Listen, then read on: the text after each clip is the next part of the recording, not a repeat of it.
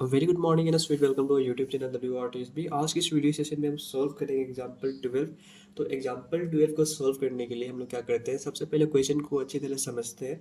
If the sum of first 14 term of an AP is 1050 and is first term is 10, find the 20 term. हमें already बता दिया गया है कि जो आपका AP एग्जिस्ट कर रहा है ना, तो उसका फर्स्ट 14 टर्म की जो सम है वो कितना है 1050। और हमें और इन्फॉर्मेशन ये गिवन है कि जो आपका फर्स्ट टर्म है मतलब ए की वैल्यू कितनी है 10 है। तो हमें क्या करना है कि हमें 20 टर्म को फाइंड करना है। तो 20 टर्म को फाइंड करने के लिए आप जनरल टर्म वाला फॉर्मूला ही लगाओगे। तो जनरल टर्म के फॉर्मूले में क्या लगता है, ए की वैल्यू लगती है और डी की वैल्यू लगती है। तो डी की वैल्यू हमें पता नहीं है, तो हम डी की वैल्यू पहले फाइंड करेंगे। उसके बाद हम क्या करेंगे, 20 टर्म को फाइंड करेंगे। तो सबसे पहले हम क्या करते हैं, सोल्यूशन लिखते हैं। तो जो भी आपके पास गिवन है ना, उसको पहले हम लोग लिख लेते हैं। तो सबसे पहले हमारा गिवन लिखते हैं। गिवन में हमारा फर्स्ट टर्म की वैल्यू क्या है, ए की वैल्यू क्या है 10 है। सम ऑफ फर्स्ट 14 टर्म की वैल्यू कितनी है 1050, यही है ना। तो हम लोग क्या करेंगे, इन दोनों की मदद से हम लोग क्या करते हैं, डी की वैल्यू फाइंड करते हैं। तो हमारा सम ऑफ 14 टर्म को सपोज करो, आपको पता है ना कि the sum of first n term is given by formula आपका क्या है, s n is equals to n by two a plus n minus 1 D.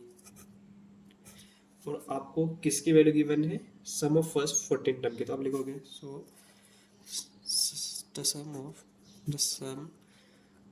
Of first 14 term is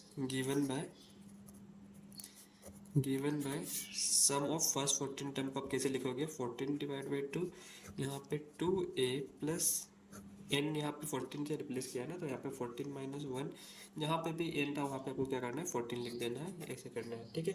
और आपको यहाँ पे देखना है कि इस 14 की वैल्यू ऑलरेडी गिवन है, तो यहाँ पे क्या करो 1050 लिख देना है।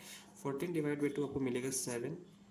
2a की वैल्यू कितनी है 10 है। और यहाँ पे 14 माइनस 1 क्या हो जाएगा आपको 13। डी की वैल्यू आपको पता नहीं है, ठीक है। तो इस इक्वेशन को हम सोल्व करेंगे तो हमको डी की वैल्यू मिल जाएगी।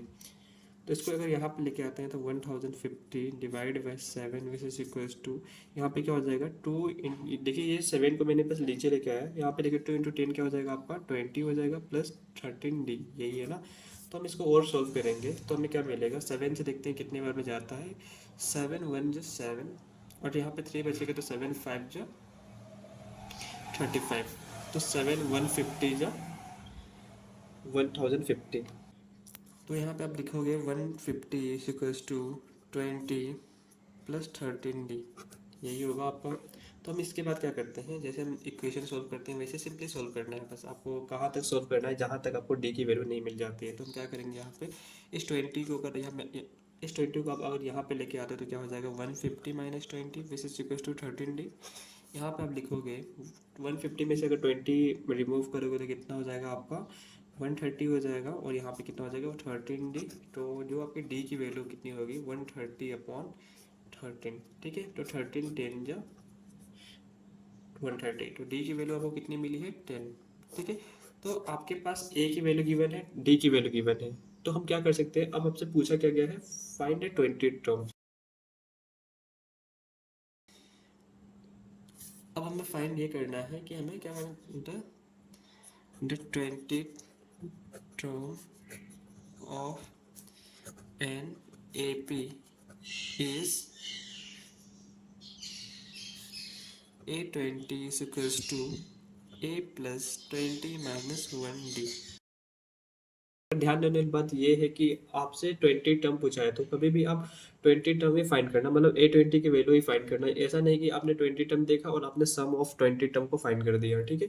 अगर यहाँ पे लिखा होता find the sum of first 20 term, तो ऑब्वियस सी बात है कि आप सम S20 की वैल्यू फाइंड करते हैं। पर यहाँ पे क्या बोला गया है, फाइंड द 20 टर्म, मतलब जैसे आप पहले सोल्व करते थे ना 20 टर्म क्या है, तो an is equal to a plus n minus 1d, वही फॉर्मूला लगा के हम लोग क्या करते हैं 20 टर्म को सोल्व करते हैं। तो यहाँ पे क्या हो जाएगा, A20 की वैल्यू फाइंड करनी है, मतलब 20 टर्म की वैल्यू फाइंड करनी है। ए की वैल्यू कितनी है आपकी 10 है, 20 माइनस 1 क्या हो जाएगा आपका 19 हो जाएगा, और डी की वैल्यू कितनी है 10 है। तो 20 टर्म इज इक्वल्स टू कितना हो जाएगा 10, और यहाँ पे कितना है 19 × 10 आपको हो जाएगा 190 हो जाएगा। 10 प्लस 190 कितना हो जाएगा, 820 इज इक्वल टू 200। तो जो आपका 20 टर्म है इस AP का वो कितना हो जाएगा, 200 हो जाएगा। हेंस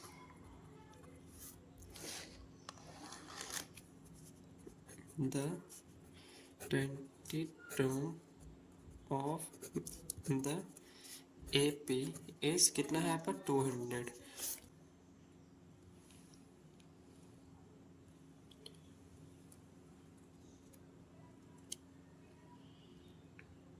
मेरे ख्याल से आपको ये कैलकुलेशन अच्छी तरह से समझ आई होगी। अगर आपको ये वीडियो अच्छा लगा हो तो please like share and subscribe and thanks for watching.